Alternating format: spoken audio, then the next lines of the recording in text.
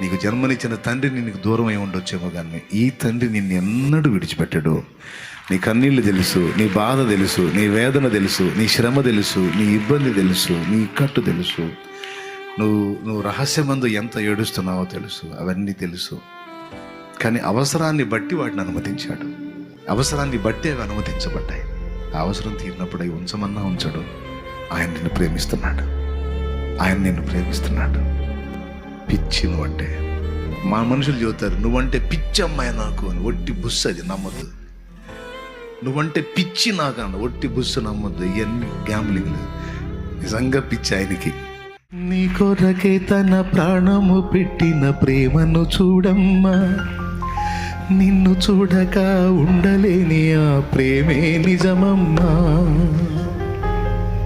తమ్ముడు, నీ కొరకే తన ప్రాణము పెట్టిన ప్రేమ